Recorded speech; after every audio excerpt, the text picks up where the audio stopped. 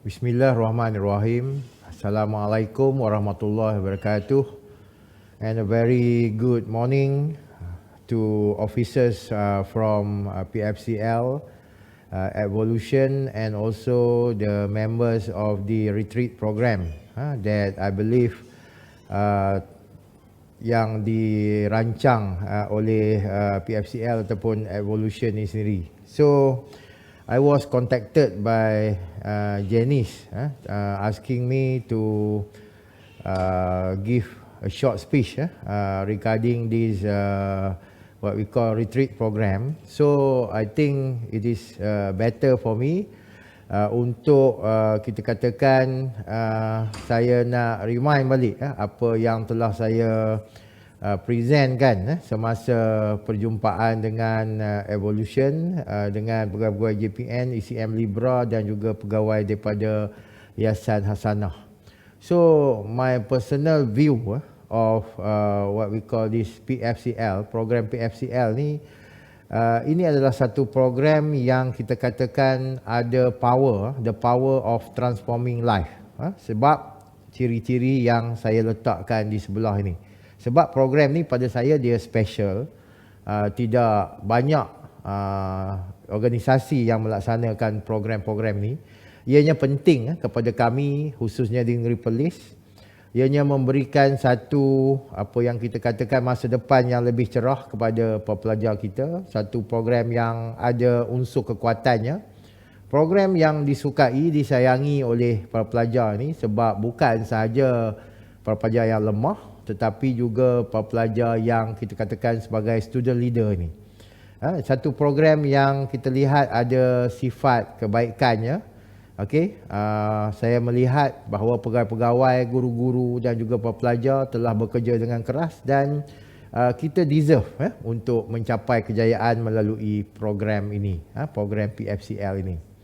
Okey, beberapa tahun yang lepas saya pernah bercakap tentang satu tajuk, why do I need a teacher when I have got Google? Bermaksudnya sekiranya guru-guru ini kita tidak dapat berubah mengikut VUCA world yang saya letakkan di sebelah kanan ini, maka guru-guru ini akan ada sedikit masalah sebab berkemungkinan apa yang mereka tawarkan itu sudah tidak lagi interesting ataupun menarik perhatian anak-anak kita. Begitu jugalah dengan program-program yang dilaksanakan di sekolah. We just cannot throw any program without kita memberikan bimbingan. Jadi disebab itulah saya menyeru kepada peserta-peserta untuk program retreat ini supaya kita refleksi kembali diri kita untuk kita memperbaiki cara kita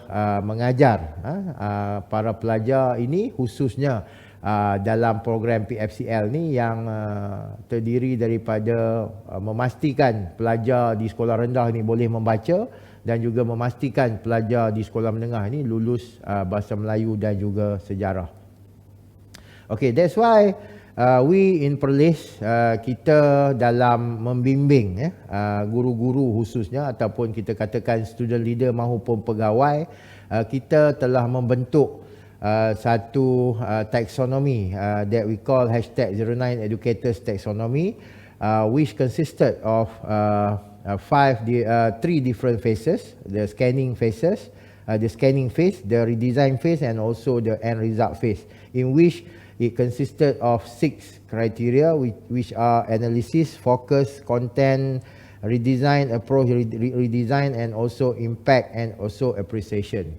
Besides that, we also focus on 6 main what we call skills, which are much highly needed, by our student, which are ICT, IoT, in entrepreneurship, agriculture, communication, and also event management. Hoping that by inculcating these 6 main skills, it will help the student to be future-proof student. So in which I think program PFCL ni juga sebenarnya walaupun kita fokuskan kepada membantu pelajar dalam aspek membaca dan juga lulus SPM, tetapi kita tidak boleh lari daripada elemen-elemen yang telah saya nyatakan. Okey, begitu juga teachers, apa-apa sahaja yang dilibatkan dengan pendidikan, we call them educators, adalah leadership, adalah leaders dalam instructional.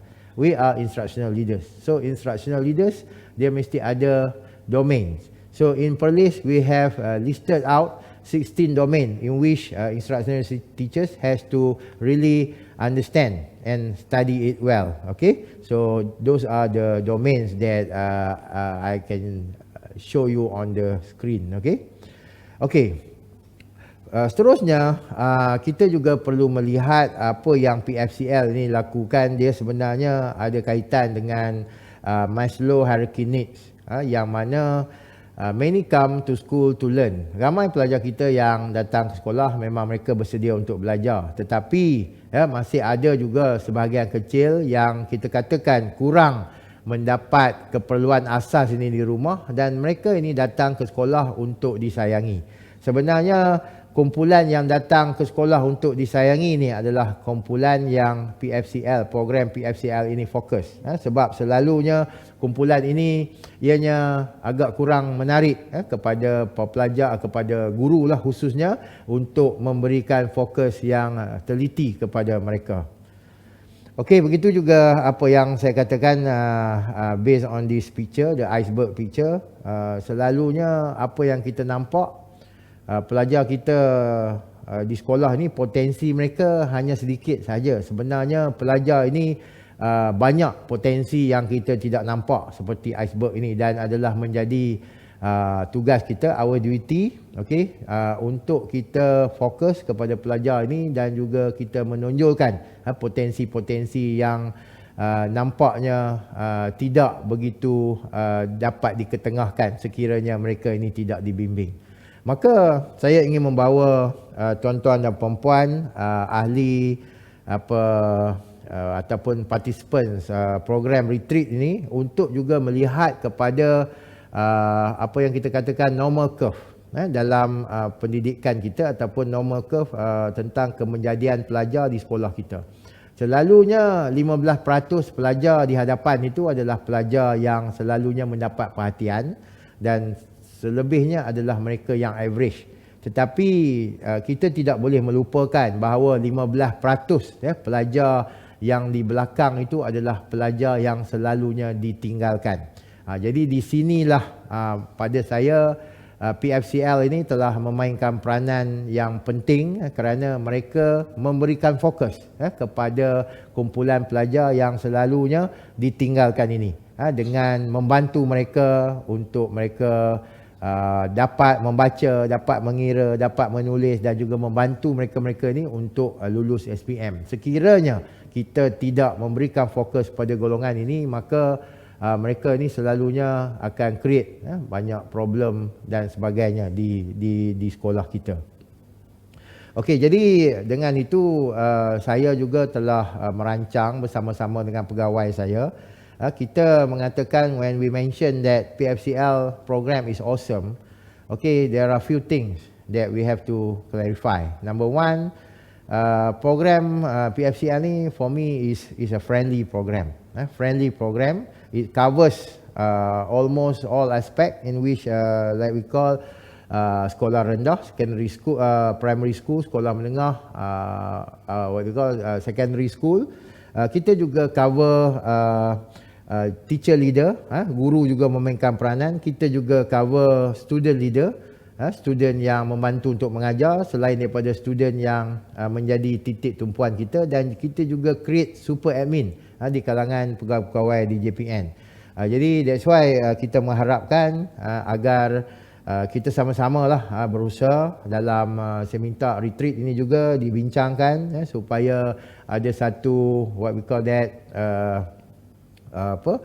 strategi bagaimana kita hendak meluaskan lagi program PFCL ni, bukan saja kepada sekolah-sekolah yang telah terpilih, to those selected school, but also untuk kita kembangkan, to expand it to another school as well, sekolah rendah dan juga sekolah menengah.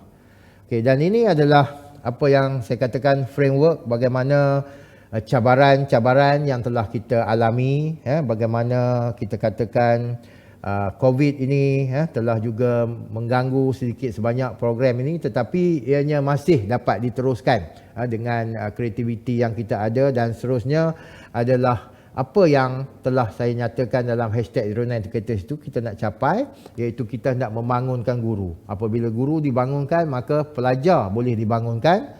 Okey, kita hendak guru ini mengajar dengan cara yang terbaik. Kita hendak apabila guru mengajar dengan cara yang terbaik, student akan belajar.